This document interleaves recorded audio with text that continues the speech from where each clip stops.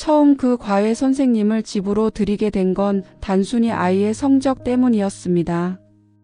남편은 언제나 일에 치여 늦게 귀가했고 아이가 학교에서 어떤 어려움을 겪는지 수업을 따라가는데 얼마나 힘들어하는지 관심조차 기울이지 않았습니다. 그럴 때마다 남편은 늘 같은 말을 반복했습니다. 너는 전업주부인데 도대체 아이 공부는 왜 못 챙기냐? 저는 억울했습니다. 아침부터 저녁까지 집안일과 양가 부모님을 챙기며 하루를 보내다 보면 제 몸 하나 돌보기조차 벅찼습니다. 하지만 변명은 통하지 않았습니다. 결국 누군가는 아이의 성적을 책임져야 했고 그 역할은 언제나 제 몫이었습니다. 남편은 단호했습니다. 과외라도 붙이자. 내가 못 챙기니까 선생님이 필요해. 그 말은 곧 명령처럼 들렸습니다. 그래서 저는 마지못해 동의했고 그렇게 우리 집에 새로운 사람이 오게 된 것입니다. 그를 처음 만난 날을 아직도 생생히 기억합니다.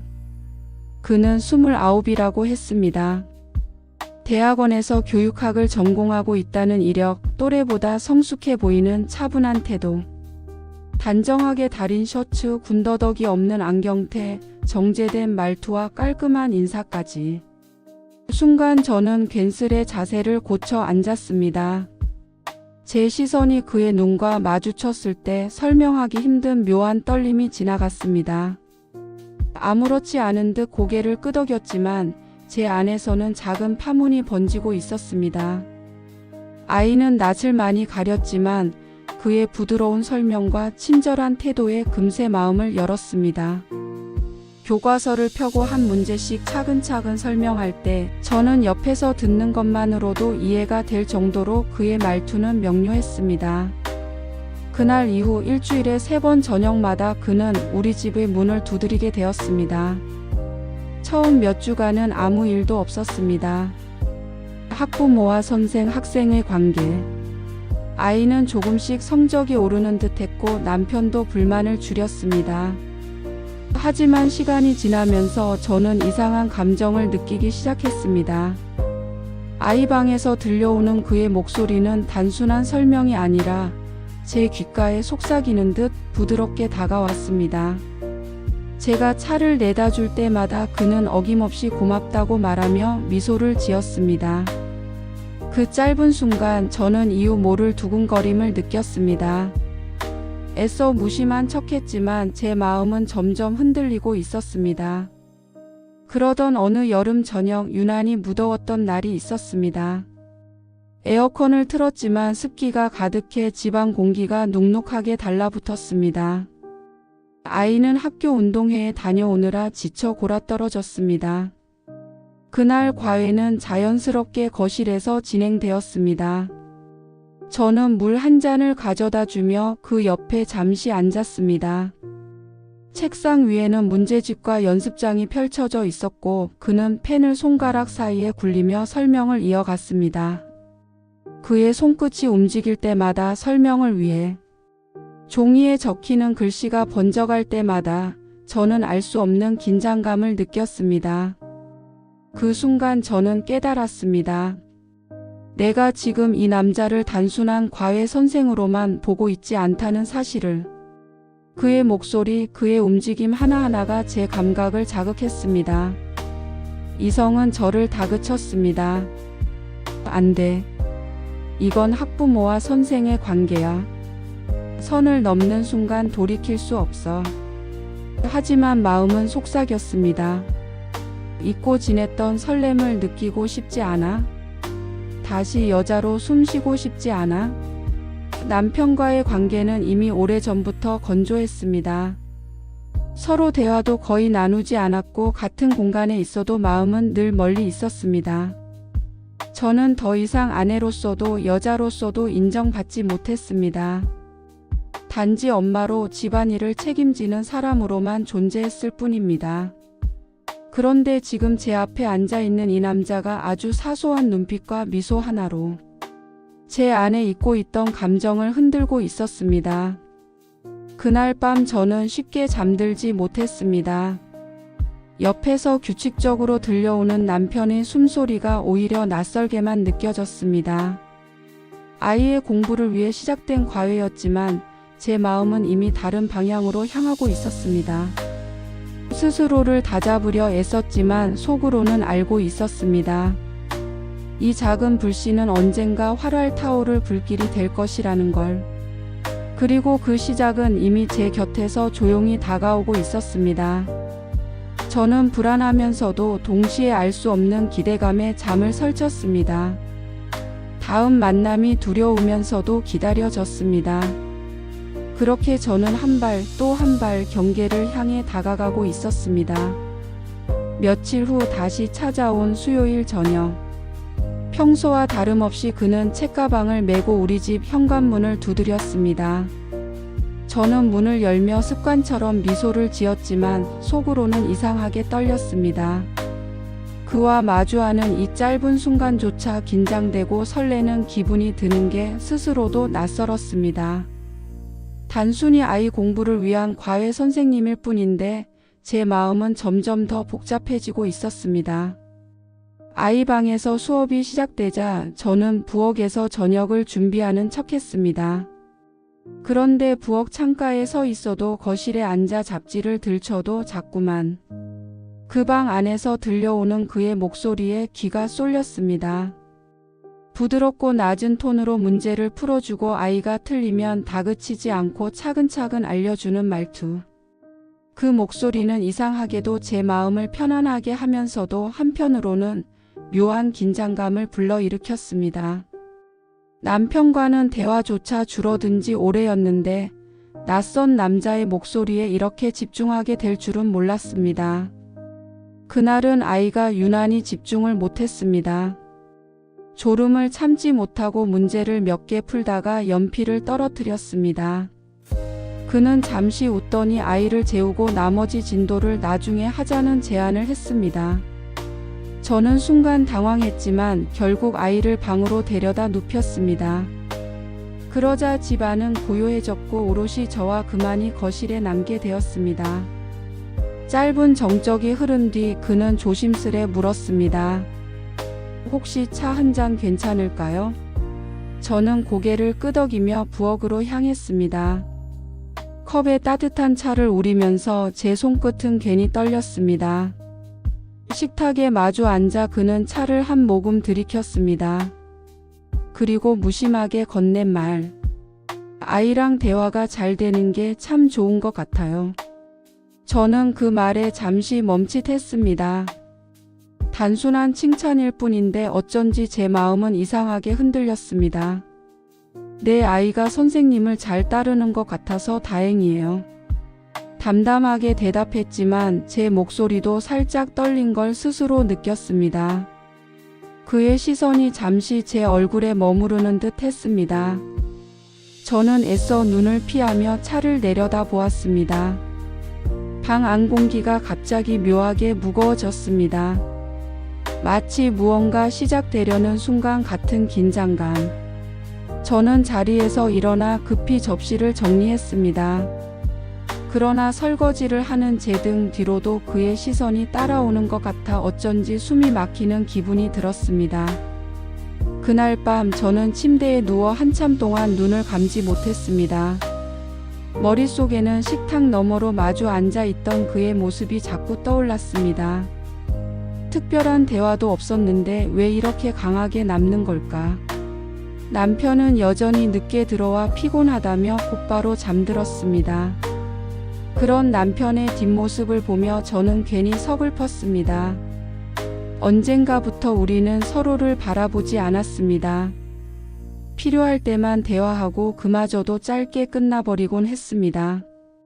그런데 낯선 남자의 작은 눈빛 하나가 이렇게 가슴을 흔들 줄이야. 며칠 후 또 다른 과외 날. 이번에는 비가 내리고 있었습니다.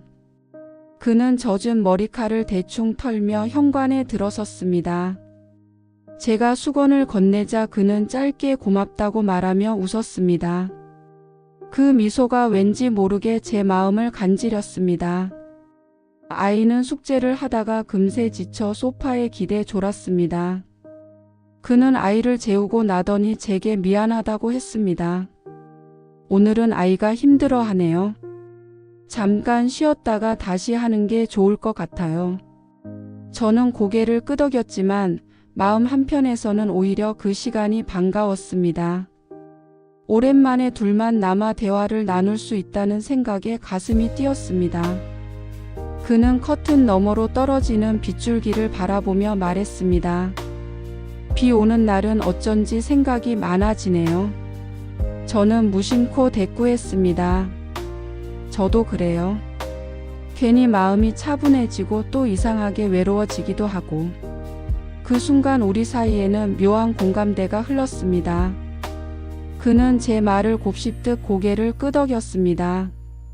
그 짧은 공감 하나가 우리의 거리를 단숨에 좁혀버렸습니다. 저는 스스로를 다그쳤습니다.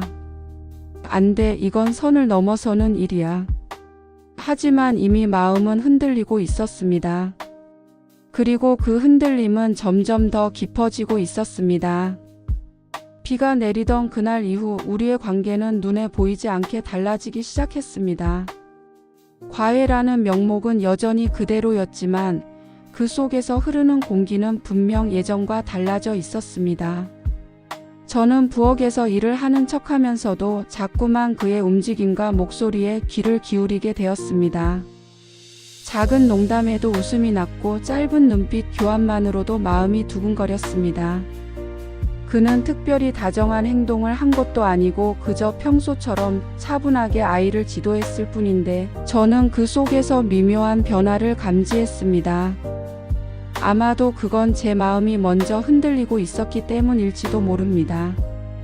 며칠 후 아이가 감기에 걸려 제대로 수업을 하지 못하게 된 날이 있었습니다. 그는 아이를 재운 뒤 조용히 책을 덮었습니다. 오늘은 여기까지 하는 게 좋겠네요. 아이가 많이 힘들어하네요. 저는 고개를 끄덕이며 물 한 잔을 건넸습니다. 거실 한켠 조명이 은은하게 비추는 테이블 위에서 우리 둘만 마주 앉게 되었습니다. 그는 잠시 침묵을 지키다 제게 물었습니다. 요즘 많이 힘드시죠? 너무도 갑작스러운 질문에 저는 순간 숨이 막혔습니다. 네? 무슨 말씀이세요? 애써 웃으며 대답했지만 그는 제 눈을 바라보며 말했습니다. 가끔 피곤해 보이실 때가 있어서요. 그냥 괜찮으신가 싶었습니다. 그 짧은 말 한마디가 제 가슴을 깊이 울렸습니다. 남편도 가족도 쉽게 묻지 않던 질문. 괜찮냐는 말이 이렇게 따뜻하게 다가온 건 오랜만이었습니다. 저는 애써 태연한 듯 대답했습니다. 괜찮아요. 다들 그렇잖아요. 살다 보면 피곤할 때도 있고 하지만 제 목소리는 흔들리고 있었습니다. 그는 부드럽게 웃으며 고개를 끄덕였습니다. 그 미소 속에서 저는 알 수 없는 위로와 동시에 위험한 설렘을 느꼈습니다. 시간은 점점 빨리 흘러갔습니다. 차를 마시며 그는 제게 몇 가지 일상적인 질문을 던졌습니다. 주로 집에서만 지내세요? 취미 같은 건 없으세요? 저는 잠시 망설이다가 대답했습니다. 예전에는 책 읽는 걸 좋아했는데 요즘은 여유가 잘 없네요. 그러자 그는 고개를 기울이며 말했습니다. 책 좋아하시면 제가 요즘 읽는 책 중에 추천해 드릴 것도 있는데 괜찮으시면 빌려드릴까요? 그 말에 저는 순간 웃어버렸습니다. 단순한 제안일 뿐인데 마치 오래 알고 지낸 사람처럼 편안했습니다. 그리고 그 편안함이야말로 가장 위험한 감정이라는 걸 저는 잘 알고 있었습니다. 그날 밤 남편은 늦게까지 술자리를 하고 들어왔습니다. 취기가 잔뜩 오른 남편은 대화 한마디 없이 침대에 쓰러지듯 누워 잠들었습니다. 저는 그의 곁에서 한참 동안 눈을 감지 못했습니다. 머릿속에는 자꾸만 오늘의 대화가 떠올랐습니다. 괜찮으세요? 라고 묻던 그 목소리 그리고 그 눈빛. 단지 위로였을까 아니면 그 속에 다른 의미가 숨어 있었을까? 생각할수록 심장이 빨리 뛰었습니다. 며칠 뒤 또다시 과외 날. 아이는 여전히 기운이 없어 침대에 누워 있었습니다. 저는 괜히 부엌을 오가며 설거지를 하거나 수납장을 정리하는 척했지만 그와 마주칠 때마다 긴장감이 짙어졌습니다. 그는 책을 가방에 넣으며 조심스레 말했습니다. 혹시 잠깐 산책 나가실래요? 비도 그쳤고 공기도 좀 선선해졌네요. 그 제안에 저는 당황했습니다. 머리로는 단호히 거절해야 한다는 걸 알았습니다. 하지만 입술은 망설이며 엉겁결에 대답하고 말았습니다. 네, 잠깐이라면. 현관문을 나서자 선선한 바람이 불어왔습니다. 빗물이 아직 마르지 않은 도로에서 은은한 냄새가 풍겼습니다. 그는 옆에서 천천히 걸으며 말했습니다. 이 동네는 참 조용하네요. 도심인데도 한적한 느낌이 들어요. 저는 고개를 끄덕이며 대답했습니다. 그래서 살기 편하죠. 하지만 가끔은 너무 조용해서 제 마음도 고요해져 버리는 것 같아요. 제 말에 그는 잠시 저를 바라보더니 부드럽게 웃었습니다. 그 웃음이 밤 공기 속에 오래도록 남아 메아리처럼 맴돌았습니다. 저는 알았습니다. 우리가 지금 걷고 있는 길이 평범한 산책로가 아니라 위험한 길 위라는 것을.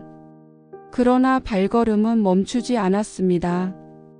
오히려 그와 함께 걷는 이 순간이 두렵도록 달콤하게 느껴졌습니다. 그날 밤 산책 이후 저는 그와의 관계가 더 이상 단순한 과외 선생과 학부모 사이가 아니라는 것을 직감했습니다. 특별한 일이 있었던 것도 아니었습니다. 손끝이 스친 것도 은밀한 대화를 나눈 것도 아니었습니다. 그저 짧은 산책길을 함께 걸었을 뿐인데 제 마음은 이미 위험한 선 위에 서 있었습니다. 그가 무심히 건넨 말 한마디, 고요한 밤 공기 속에서 스쳐간 시선 하나가 오래도록 머릿속을 맴돌았습니다. 침대에 누워도 부엌에서 설거지를 해도 심지어 거울 앞에서 머리를 매만질 때조차도 그의 얼굴과 목소리가 지워지지 않았습니다. 며칠 뒤 다시 찾아온 과외 날. 아이는 여전히 기운이 없어 방 안에서 쉬고 있었습니다. 그는 조심스레 아이를 재운 뒤 책을 덮고 저를 바라보았습니다. 오늘은 그냥 얘기 좀 나눌까요? 그 질문은 너무도 자연스러웠지만 동시에 제 심장을 세차게 흔들었습니다. 저는 잠시 망설이다가 고개를 끄덕였습니다. 거실 소파에 마주 앉은 우리는 처음으로 긴 대화를 나누게 되었습니다. 그는 대학원 생활, 연구 주제, 학생들을 가르치며 느낀 보람과 고민에 대해 이야기했습니다. 저는 오랜만에 누군가의 이야기에 진심으로 귀를 기울였습니다. 남편과는 더 이상 나누지 않는 대화, 사소하지만 마음을 울리는 대화였습니다. 그는 잠시 제 눈을 바라보더니 물었습니다. 사모님은 요즘 어떤 시간을 보내세요? 저는 애써 웃으며 대답했습니다. 별다를 건 없어요. 하루 종일 집안일에 치이고 아이 챙기고 시댁일에 불려다니고 그냥 늘 그렇죠. 제 목소리에는 스스로도 모르게 지친 기운이 묻어 있었습니다. 그는 조용히 고개를 끄덕이며 말했습니다. 고생이 많으시네요. 그런데 그런 얘기를 할 사람이 별로 없으신 것 같아요. 그 말은 제 가슴을 깊숙이 찔렀습니다. 그렇습니다. 제 일상은 늘 바빴지만 제 마음을 들어주는 사람은 없었습니다. 남편에게 기대할 수도 없었고 친구들과도 멀어진 지 오래였습니다. 그런데 지금 제 앞에 앉아있는 이 낯선 남자는 짧은 말 한마디로 제 외로움을 알아채고 있었습니다. 대화가 길어질수록 우리는 조금씩 더 가까워졌습니다. 그가 웃을 때마다, 눈길이 스칠 때마다 저는 자꾸만 마음이 흔들렸습니다. 문득 손에 잡힌 컵이 식어 있는 걸 깨달았을 때 저는 놀랐습니다. 시간이 그렇게 많이 흘렀다는 걸 잊고 있었으니까요. 그는 미안하다는 듯 웃으며 자리에서 일어났습니다. 오늘은 여기까지 할게요. 아이가 낫기를 바랄게요. 현관까지 배웅하는 동안 제 마음은 수없이 흔들렸습니다. 그냥 인사하고 돌아서면 된다. 오늘도 무사히 지나간 거다. 그렇게 다짐했지만 현관문 앞에서 그가 잠시 멈춰 선 순간 제 심장은 크게 요동쳤습니다. 그는 잠시 망설이다가 부드럽게 말했습니다. 오늘 얘기 나눠서 좋았습니다. 짧은 인사였지만 그 말은 제 마음을 깊이 파고들었습니다. 그가 떠난 뒤 저는 거실에 홀로 앉아 있었습니다. 방금 전까지 나누었던 대화들이 머릿속을 떠나지 않았습니다. 마치 오래된 친구와 마음을 터놓은 듯한 편안함, 그러나 동시에 설명할 수 없는 떨림. 저는 스스로를 다그쳤습니다. 안 돼. 더 이상은 안 돼. 하지만 이미 제 마음은 변하고 있었습니다.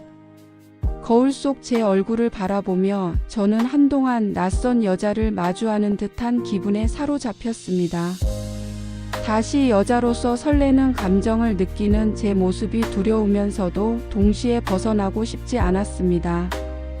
며칠 후 비슷한 상황이 또 찾아왔습니다.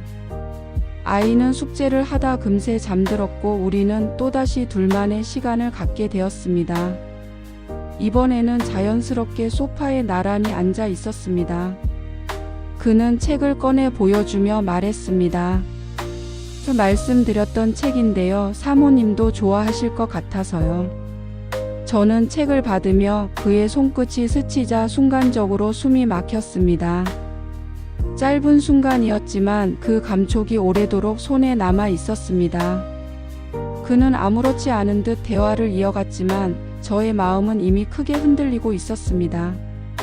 방 안 공기가 무겁게 내려앉았고 고요한 침묵 속에서 서로의 숨소리조차 또렷하게 들렸습니다. 저는 알았습니다.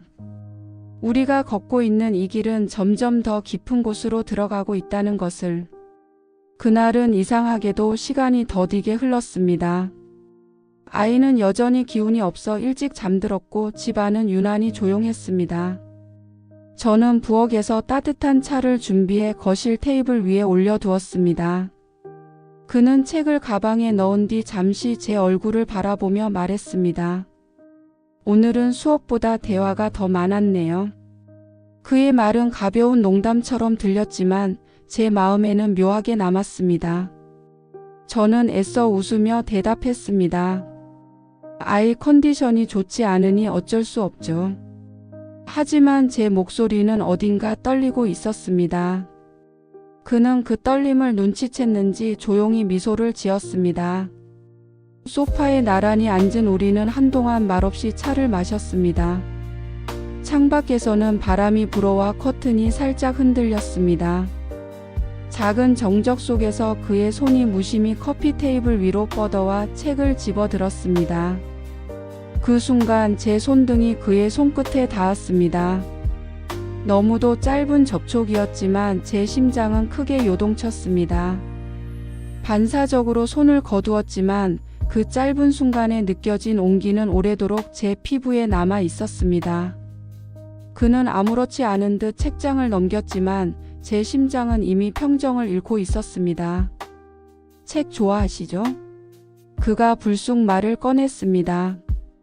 저는 시선을 피하며 대답했습니다. 네, 예전에는 자주 읽었는데 요즘은 여유가 없네요. 그러자 그는 고개를 끄덕이며 말했습니다. 책은 사람 마음을 비추는 거울 같아요. 어떤 책을 읽느냐에 따라 그 사람의 지금이 드러나는 것 같거든요. 저는 순간 숨을 고르며 물었습니다. 그럼 선생님은 요즘 어떤 책을 읽으세요? 그는 잠시 생각하더니 답했습니다. 관계에 대한 책이요.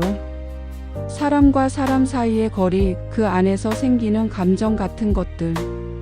그의 말이 제 마음을 파고들었습니다.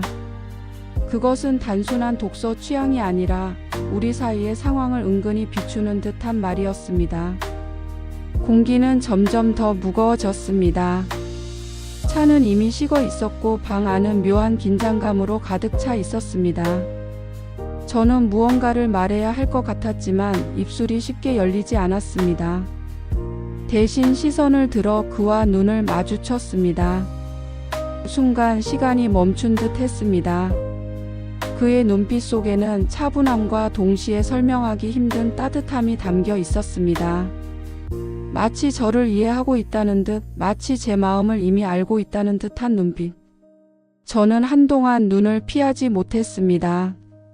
너무 오래 마주하고 있다는 걸 깨닫고서야 황급히 시선을 돌렸습니다.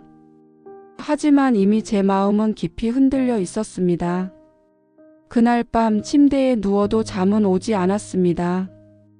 남편은 여전히 피곤하다며 등을 돌린 채 곤히 잠들어 있었습니다. 그와 나눈 대화, 스친 손끝, 오래도록 이어졌던 시선. 모든 장면이 선명하게 떠올랐습니다. 저는 스스로에게 수없이 말했습니다. 안 돼. 더 이상은 안 돼. 이건 절대 넘어서는 안 되는 선이야. 하지만 그럴수록 마음은 더 깊이 빠져들었습니다.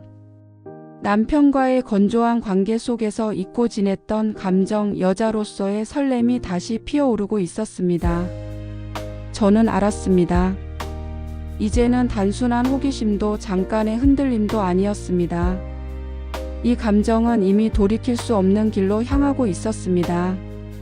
며칠 후 다시 찾아온 과외 날. 그는 평소보다 조금 늦게 도착했습니다. 현관에 들어서며 말했습니다. 죄송합니다. 길이 막혀서 늦었네요. 저는 고개를 저으며 웃었습니다. 괜찮아요. 오히려 늦으셔서 아이는 더 일찍 잠들었네요. 그 순간 우리는 동시에 웃었습니다. 하지만 그 웃음 속에는 분명히 다른 의미가 담겨 있었습니다. 그는 잠시 제 얼굴을 바라보다가 천천히 시선을 돌렸습니다. 저는 알았습니다. 이제 곧 무언가가 변할 것이라는 걸. 그리고 그 변화를 두려워하면서도 동시에 기다리고 있는 제 자신을 깨닫고 말았습니다. 그날 이후 저는 마음이 쉽게 진정되지 않았습니다. 단순히 손끝이 스쳤을 뿐인데 그 순간은 제 일상 속 모든 장면보다 선명하게 각인되어 있었습니다. 아침에 눈을 떠도, 시장에서 장을 보면서도, 심지어 아이를 챙기며 웃을 때조차도 그 장면이 떠올랐습니다. 그는 아무렇지 않게 책을 집어들었을 뿐이었지만 제게는 그것이 운명을 흔드는 순간처럼 다가왔습니다. 더 이상 단순한 학부모와 과외 선생의 관계로 자신을 속일 수 없게 되었습니다. 며칠 뒤 또다시 과외 날이 찾아왔습니다. 아이는 학교에서 돌아오자마자 골아떨어졌습니다. 평소라면 그가 아이를 깨워 수업을 이어가려 했겠지만 그는 아이의 상태를 보고 조용히 책을 덮었습니다. 오늘은 그냥 쉬는 게 좋겠습니다. 그의 목소리는 차분했지만 제 심장은 이미 빠르게 뛰고 있었습니다. 아이가 방에서 깊은 잠에 빠져 있는 동안 거실에는 오롯이 우리 둘만 남아 있었습니다. 그 고요가 오히려 더 큰 긴장감을 불러왔습니다. 저는 부엌에서 얼떨결에 차를 다시 끓였습니다. 뜨거운 물이 주전자 속에서 끓어오를 때마다 제 안의 불안과 기대가 함께 치솟았습니다. 차를 따르며 잔이 부딪히는 소리조차 크게 울려 퍼지는 듯 했습니다. 저는 조심스레 차를 들고 거실로 나왔습니다. 그는 창가에 서서 커튼을 젖히고 창밖을 바라보고 있었습니다. 늦은 밤 희미한 가로등 불빛과 멀리서 들려오는 자동차 소리, 그리고 정적. 저는 그 뒷모습을 바라보며 잠시 숨을 고르지 못했습니다. 낯선 남자의 존재가 내 집 안을 채우고 있다는 사실, 그리고 그 사실이 두렵기보다 위로처럼 다가온다는 게 혼란스러웠습니다. 그는 제 발자국 소리에 돌아섰습니다. 고맙습니다. 짧은 인사를 건네며 찻잔을 받아든 그의 손끝이 다시 제 손을 스쳤습니다. 이번에도 우연이었을까? 저는 손을 거두었지만 가슴은 이미 크게 흔들렸습니다. 그는 잠시 제 눈을 바라보다가 조용히 소파에 앉았습니다. 저는 그의 맞은편에 앉아야 했지만 이상하게 발걸음이 멈추지 않았습니다. 마치 끌리듯 그의 옆자리에 자리를 잡았습니다. 순간 방 안 공기가 무겁게 내려앉았습니다. 심장이 터질 듯 뛰었지만 저는 자리를 옮기지 않았습니다. 짧은 침묵 끝에 그는 차를 한 모금 마시며 조용히 물었습니다. 사모님은 행복하세요? 너무도 돌직구 같은 질문에 저는 순간 숨이 멎는 듯 했습니다. 입술이 바짝 마르고 목이 막혀 말이 잘 나오지 않았습니다. 저는 애써 웃으며 대답했습니다. 행복이라 글쎄요. 그냥 살아가는 거죠. 제 대답은 공허하게 울렸습니다. 그는 눈을 피하지 않았습니다. 오히려 제 눈을 깊이 바라보며 말했습니다. 살아간다는 것과 행복하다는 건 다른 것 같아요. 그 말은 제 가슴을 강하게 울렸습니다. 남편에게서는 듣지 못했던, 아니 애초에 기대조차 하지 않았던 말. 제 마음속 깊은 곳을 건드리는 말이었습니다. 저는 순간 도망치고 싶었습니다. 그러나 동시에 더 이상 도망치고 싶지 않았습니다. 그와 마주 앉아 있는 이 순간이 두렵도록 달콤했기 때문입니다. 그의 눈빛 속에서 저는 여자로서 다시 살아있음을 느꼈습니다.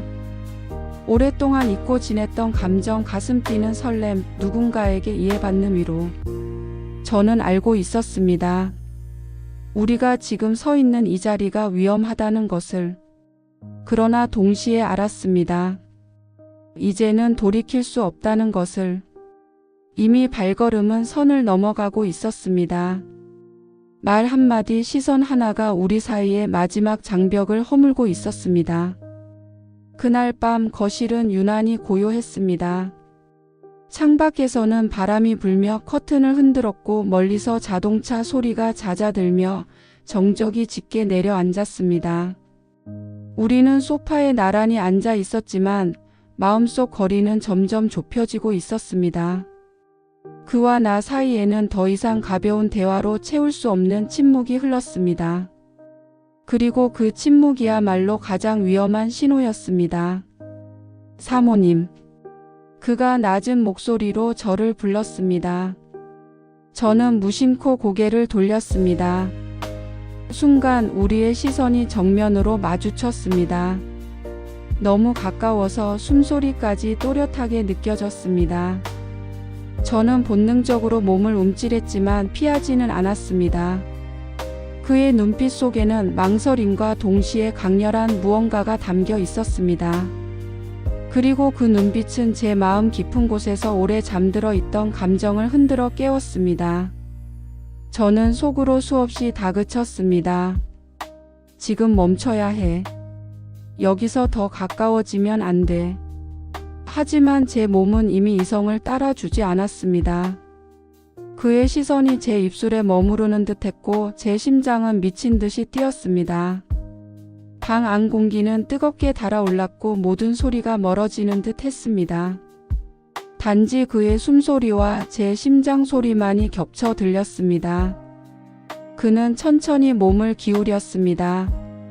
저는 도망치듯 몸을 돌릴 수도 있었지만 그렇게 하지 않았습니다. 오히려 눈을 감아버렸습니다. 그리고 아주 짧은 순간 그의 입술이 제 입술에 닿았습니다. 그 순간 세상이 멈춘 듯 했습니다. 너무 짧고 조심스러운 접촉이었지만 제 안에서는 폭풍이 일어났습니다. 저는 반사적으로 몸을 떨었고 숨이 막히는 듯 했지만 동시에 이상할 만큼 따뜻했습니다. 우리는 곧바로 몸을 떼었습니다. 그러나 방 안의 공기는 이미 달라져 있었습니다. 서로 눈을 마주보지 못한 채 숨을 고르며 앉아 있었습니다. 그의 손은 무릎 위에서 떨리고 있었고 저의 손은 컵을 꼭 쥔 채 식은 차를 쏟을듯 흔들리고 있었습니다. 죄송합니다. 그가 낮게 중얼거렸습니다. 하지만 그의 목소리에는 후회보다 깊은 감정이 묻어 있었습니다. 저는 대답할 수 없었습니다. 말이 목구멍까지 차올랐지만 어떤 말도 꺼낼 수 없었습니다. 머리로는 이건 잘못됐다고 외쳤지만 마음은 이미 다른 대답을 하고 있었습니다. 괜찮아. 이 순간을 기다려왔어. 그날 밤 침대에 누워도 나는 쉽게 잠들지 못했습니다. 남편은 여전히 깊은 잠에 빠져 있었지만 제 머릿속은 온통 그와의 순간으로 가득했습니다. 짧았지만 강렬했던 접촉, 눈을 감았을 때의 떨림, 그리고 다시는 돌아갈 수 없게 된 경계선. 저는 알았습니다. 이제는 돌이킬 수 없습니다. 우리는 이미 그 선을 넘어섰습니다. 며칠 뒤 과외가 있는 날. 저는 아침부터 마음이 복잡했습니다. 설레는 동시에 두려웠고 기다리면서도 피하고 싶었습니다. 그날 저녁 초인종 소리가 울렸을 때 제 손은 잠시 멈칫했습니다. 그러나 문을 열었을 때 그는 예전과 다르지 않은 차분한 얼굴로 서 있었습니다. 하지만 우리 둘 다 알고 있었습니다. 이제 더 이상 예전으로 돌아갈 수 없다는 것을. 거실에 앉아 책을 펼쳤지만 아이는 금세 졸음을 이기지 못하고 잠들었습니다. 그리고 방 안에는 또다시 우리 둘만이 남았습니다. 조용히 숨을 고르던 그는 제게 낮게 속삭였습니다. 지난번 잊으셨나요? 그 순간 제 심장은 다시 요동쳤습니다. 답은 이미 정해져 있었습니다. 잊지 못했습니다. 아니, 애초에 잊을 생각조차 하지 않았습니다. 그날 밤 이후 저는 쉽게 잠을 이룰 수 없었습니다. 거실에서 나누었던 시선, 가까워진 거리, 그리고 멈출 수 없었던 떨림이 계속 떠올랐습니다. 그와 나 사이에 있었던 건 아주 짧고 조심스러운 순간이었지만 그 순간은 제 일상을 송두리째 흔들기에 충분했습니다. 이성은 분명히 말했습니다. 잘못된 일이야. 더는 이어가면 안 돼. 하지만 마음은 이미 다른 답을 내리고 있었습니다. 나는 다시 살아있는 것 같아. 오랜만에 누군가와 순결을 나눈 것 같아. 이 두 목소리가 밤새도록 충돌했습니다.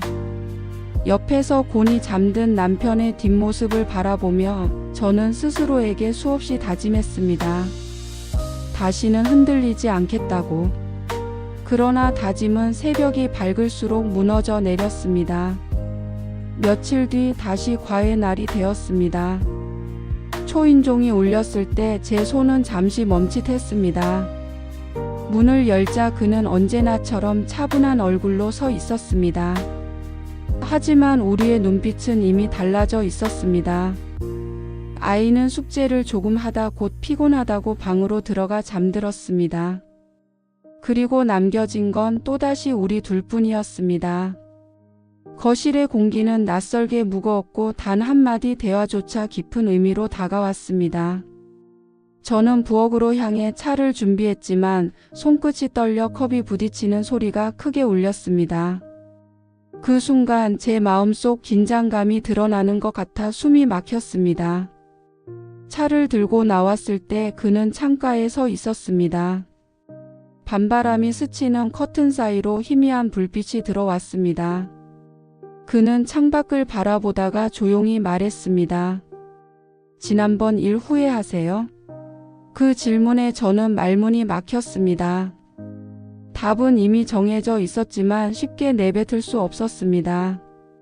입술이 바짝 말라왔고 손에 든 찻잔이 흔들렸습니다. 저는 애써 미소를 지으며 대답했습니다. 후회라고 하기엔 너무 생생해요.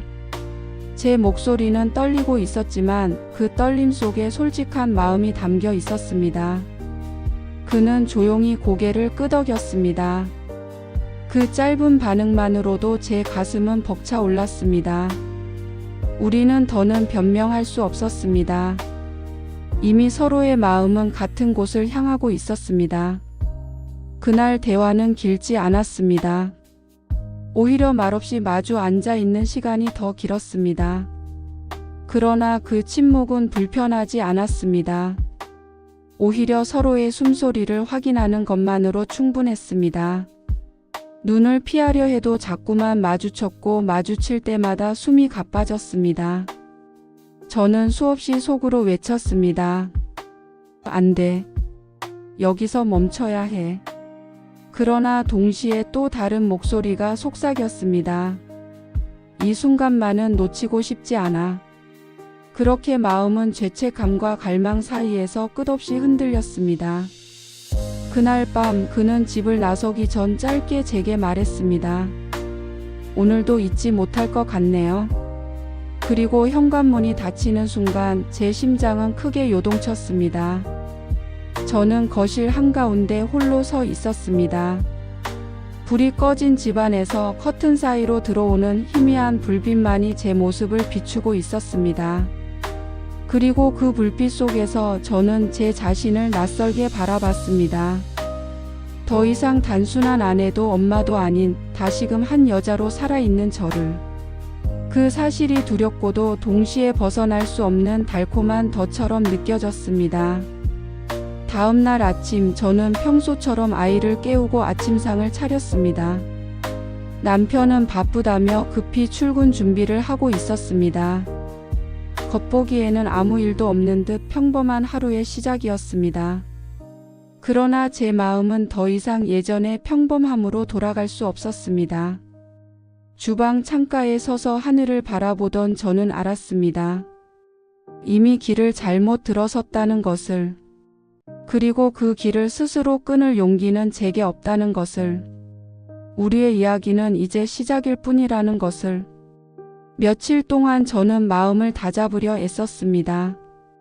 주방에서 아이의 도시락을 준비하면서도 남편과 마주 앉아 밥을 먹으면서도 심지어 거울 앞에 서서 화장을 고치면서도 마음은 자꾸만 그날 밤 창가에서 나눈 대화로 향했습니다.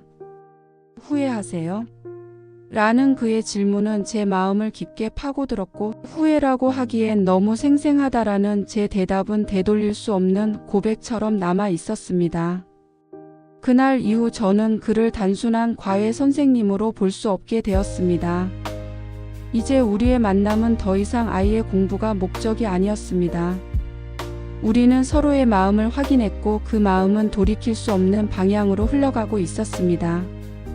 다음 과외 날 아이는 여전히 피곤하다며 방으로 들어가 누웠습니다. 저는 억지로 깨우지 않았습니다. 오히려 아이가 빨리 잠들기를 바라고 있던 제 마음을 스스로 깨닫고는 당황했습니다. 하지만 그 순간에도 제 심장은 그를 향해 달려가고 있었습니다. 거실에 남겨진 우리는 잠시 어색하게 침묵을 지켰습니다. 그는 책을 펼쳤지만 곧 덮으며 조용히 웃었습니다. 오늘도 수업은 힘들겠네요. 그 웃음은 예전과 달랐습니다. 단순한 농담이 아니라 우리만이 아는 은밀한 비밀을 공유하는 듯한 웃음이었습니다. 저는 애써 차분한 척하며 고개를 끄덕였지만 이미 제 마음은 크게 흔들리고 있었습니다. 그는 차를 마시며 조용히 제게 물었습니다. 혹시 무섭지 않으세요? 너무도 뜻밖의 질문에 저는 순간 멈칫했습니다. 그는 시선을 피하지 않고 제 눈을 똑바로 바라보았습니다. 이런 감정, 이런 상황. 무서울 수도 있잖아요. 저는 잠시 숨을 고르며 대답했습니다. 무섭죠. 하지만 동시에 놓치고 싶지 않아요. 제 목소리는 떨렸지만 그것이야말로 제 진심이었습니다. 그는 잠시 눈을 감았다가 다시 저를 바라보며 낮게 말했습니다. 저도 그래요. 그 한마디로 우리는 서로의 마음을 다시금 확인했습니다. 그 순간 방 안 공기는 무겁게 가라앉았지만 동시에 뜨겁게 달아올랐습니다. 우리는 말을 아꼈습니다. 오히려 침묵 속에서 더 많은 걸 느낄 수 있었습니다. 그의 손이 무심히 커피 테이블 위에 놓였을 때 제 손은 자연스럽게 그 위에 포개졌습니다. 이번에는 일부러 거두지 않았습니다. 우리의 손은 고요하게 맞닿아 있었지만 그 짧은 접촉만으로도 전율이 온몸을 휘감았습니다. 말할 수 없는 감정들이 교차했고 두려움과 설렘이 동시에 몰려왔습니다. 저는 속으로 수없이 다짐했습니다. 여기서 멈춰야 해. 더 이상은 안 돼. 하지만 손끝의 따뜻함을 놓고 싶지 않았습니다. 그 순간만큼은 모든 죄책감을 잊고 싶었습니다. 그날 밤 그는 평소보다 늦게 집을 떠났습니다. 현관 앞에서 잠시 멈춰 선 그는 제게 낮게 속삭였습니다. 다음번에는 숨기지 않고 마주하고 싶습니다.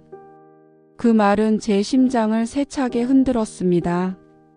저는 대답하지 못한 채 현관문을 닫았습니다. 하지만 닫힌 문 너머에서 그의 발걸음이 멀어지는 소리를 들으며 저는 제 안의 결심이 조금씩 무너져 내리고 있음을 느꼈습니다. 침대에 누웠지만 남편의 고난 숨소리는 오히려 제 마음을 더 공허하게 만들었습니다. 저는 눈을 감으며 오늘 있었던 일들을 되새겼습니다. 손끝에 남아있는 온기, 그가 던진 질문과 고백, 그리고 닫힌 문 앞에서 남긴 마지막 말. 모든 것이 불길처럼 제 안에서 타올랐습니다. 저는 알고 있었습니다. 이 길은 더 이상 멈출 수 없다는 것을. 두려움보다 더 큰 건 갈망이었고 죄책감보다 더 강한 건 살아있다는 실감이었습니다. 그리고 그 실감은 다시 그를 만나고 싶다는 열망으로 이어지고 있었습니다. 그날 밤 집안의 공기는 평소와 달랐습니다. 아이는 깊은 잠에 빠져 있었고 남편은 출장으로 집을 비웠습니다. 집은 고요했지만 그 고요 속에 묘한 긴장감이 숨어 있었습니다. 그는 늘 오던 시간보다 조금 늦게 도착했습니다. 현관문이 열리자마자 서로의 눈빛이 마주쳤고 그 순간 우리는 이미 알고 있었습니다. 오늘은 평소와 다를 거라는 것을. 거실에 앉았지만 책은 펼쳐지지 않았습니다. 우리는 서로를 의식한 채 침묵을 이어갔습니다. 그는 조심스럽게 제 손을 잡았습니다. 이번엔 거두지 않았습니다. 오히려 제 손가락이 그의 손을 꼭 쥐었습니다. 짧은 침묵 속에 수많은 말들이 오갔습니다. 말로는 설명할 수 없는 갈망, 멈출 수 없는 끌림, 그리고 두려움보다 더 큰 확신. 이제는 숨기지 않겠습니다. 그의 목소리는 단호했지만 떨리고 있었습니다. 저는 눈을 감으며 대답했습니다. 저도요. 그것은 단순한 고백이 아니라 모든 것을 받아들이겠다는 약속이었습니다. 그 순간 방 안의 공기가 무겁게 내려앉다가도 동시에 벗어나고 싶지 않은 안도감이 밀려왔습니다. 우리는 서로 가까워졌습니다. 망설임은 있었지만 더 이상 물러나지 않았습니다. 그의 손길은 조심스러웠지만 그 안에는 오랜 갈망이 담겨 있었습니다. 저는 온몸이 떨렸지만 오랫동안 잊고 지냈던 감정이 되살아나는 걸 느꼈습니다. 두려움과 죄책감은 여전히 남아 있었지만 그것마저도 지금 이 순간만큼은 무력하게 사라졌습니다. 우리는 선을 넘어섰습니다. 그리고 그 선 너머에서야 비로소 우리가 진정으로 원하는 게 무엇인지 확인할 수 있었습니다. 시간은 빠르게 흘러갔습니다. 우리는 더 이상 선생과 학부모가 아니었습니다. 모든 장벽이 무너지고 감정이 쏟아져 나왔습니다. 멈출 수 없었고 멈추고 싶지도 않았습니다. 위험한 줄타기였지만 그 줄 위에서야 살아있음을 느꼈습니다. 그는 제게 속삭였습니다. 이제는 절대 잊지 못할 겁니다. 그 말에 저는 대답하지 못했지만 이미 제 마음은 같은 대답을 하고 있었습니다. 그날 밤 거실의 불빛은 늦게까지 꺼지지 않았습니다. 창밖으로는 서울의 네온사인이 아른거렸고 커튼 사이로 스며든 불빛이 우리를 감싸고 있었습니다. 아이의 교과서와 차가 식은 채로 방치된 거실. 테이블 위에서 우리의 이야기는 전혀 다른 방향으로 흘러가고 있었습니다. 죄책감과 두려움 그리고 설명할 수 없는 희열이 동시에 몰려왔지만 분명한 건 하나였습니다. 이제 우리는 되돌아갈 수 없다는 것. 밤이 깊어가도 심장은 멈추지 않았습니다. 나는 다시 여자가 되었고 그는 더 이상 선생이 아닌 나의 비밀이 되었습니다. 그리고 그 순간 우리의 이야기는 끝이 아니라 진짜 시작이라는 걸 깨달았습니다.